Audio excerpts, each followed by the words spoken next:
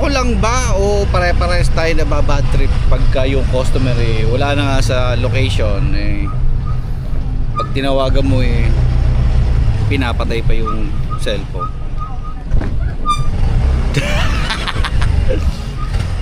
So yun, another day, another delivery.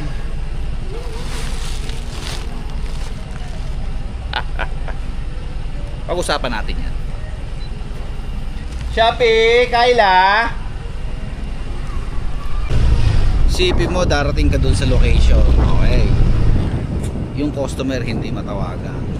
O kung mag-ring man, hindi rin sinasagot.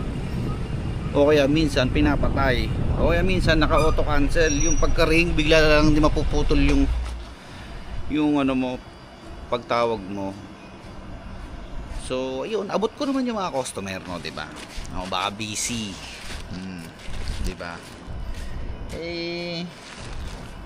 Sana naman makapuslit ka kahit ano, makapag-reply ka lang sa text, no? O sabihin natin bawal mag-cellphone nasa trabaho. Hindi ka na sana maiistorbo kung ano, kung binayaran mo na yung parcel mo, 'di ba?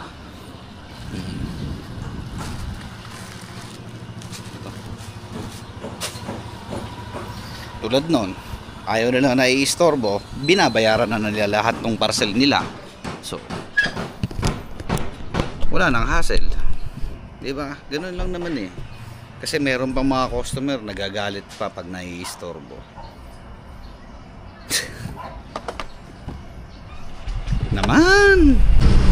Kung sa pagtawag namin, no, sa inyong mga cellphone naistorbo namin kayo sa ginagawa nyo, naistorbo namin yung paglalaro mo ng ML, naistorbo namin yung ano pa ba, ginagawa mo, trabaho mo, naistorbo namin pagtulog mo, huwag ka magagalit kasi may parcel ka. Boss, Shopee James, thank you.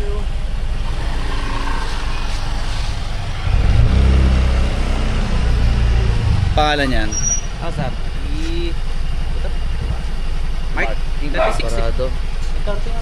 636 pre, gandun yan Face ano ba to? White. Corner lot yan pre, nandun. Oo. Ay, ito lang. Sani lang na ito. Okay, sige. Ay, dam. Oh, yun na nga, mabalik tayo, no? Isa sinasabi ko. May parcel kayo So doon kami sa location, wala lumalabas, sumisigaw na kami. O kaya walang ibayad yung naiwan doon sa location, nakasama mo sa bahay o saan man yan. Syempre tatawag kami sa iyo. No, kaya huwag kang magalit, di ba? Kasi mostly may mga ganyan nagagalit order.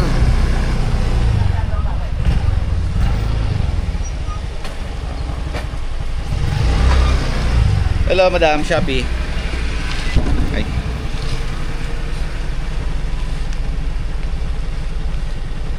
$114. Kanina po yung sir. May ano po parehas. Yung isa bayad na pa. Isa po ba yun? Yung isa 114. Pa. Dalawa lang po yan? Dalawa pa lang, Madam. Babalik pa naman ako. Second wave, baka sakali meron. Suklay, Madam. Okay na, salamat po.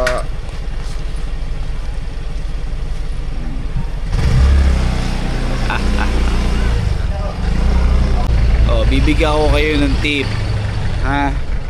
Bibigyan ko kayo ng tip. Kung alam niyo naman na busy kayo, lagi kayo may ginagawa, lagi ka naglalaro ng ML, lagi kang nasa trabaho, basta ayaw mo magpapaistorbo, pwede pag check out mo bayaran mo na yung parcel. Non-COD mo na. Ay, Shopee pa. Kay Aisha May at Amity. Check ko lang.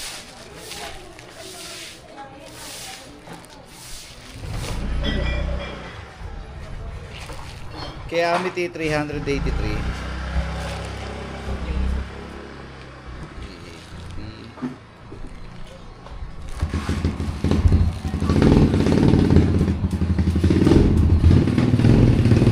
Aisha 378.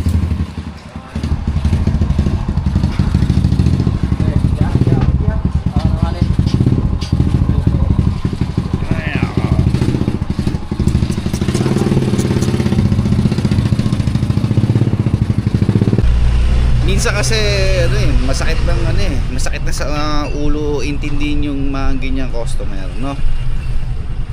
Gets nyo? Order tapos COD. Tapos pag naistorbo sa ginagawa, nagagalit. Bakit?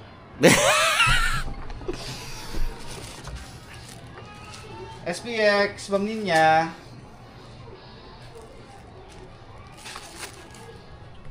Kasi kahapon pa to dala eh. At least naiwan na kanina kahapon. O kaya kanina bago umalis.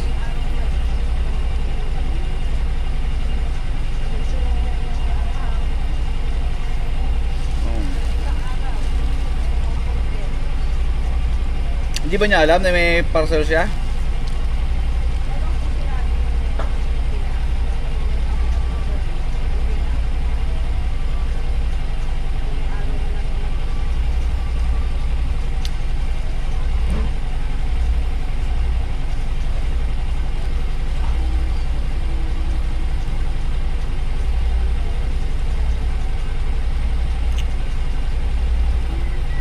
Pag ano na, paanoan nyo na lang kasi at least mapag-iwan kasi kahapon ko padala to.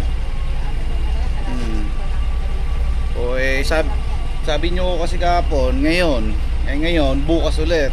Medyo alanganin na po. Pasabihan na lang po, nagte-text din po ako sa kanila. Sige po.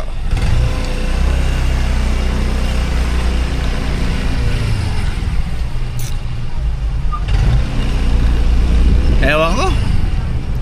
Kaya ako na lang muna magsalita.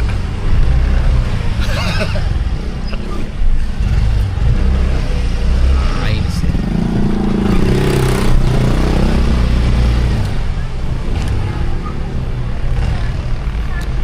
Shopee.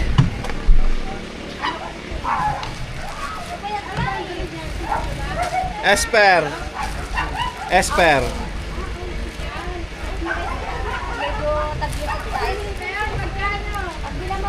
Ah, 350.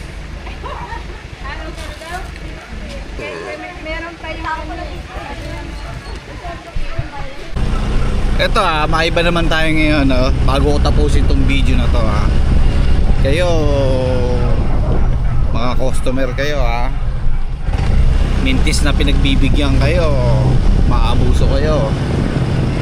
Hindi na kasi ng usapan kahapon. Okay, ngayong araw daw. Sige daw, wala pa daw kasi pera. Sige, walang problema, pagbibigyan natin. Pagdating ngayon, pumasok na daw sa trabaho, hindi daw nag-iwan. Madaling araw pa daw uwi. Tapos madaling araw daw sila umalis kanina. Sabi ko, alam mo na may parcel ka eh, hindi ka pa nag-iwan. So anyways, bahala siya kung yan ang gusto niya. So pagbigyan natin ang kanyang kahilingan. Sabi nga, kung ano ang hilig, ibigay at baka magtampo. Alam mo So ayun, hanggang dito lang muna yung video. At marami na rin ako nagiging balik, puro wala sa bahay. So ayun, ingat ang lahat, no? Tama, ingat ang lahat. So hanggang dito lang muna yung video, no? Babush!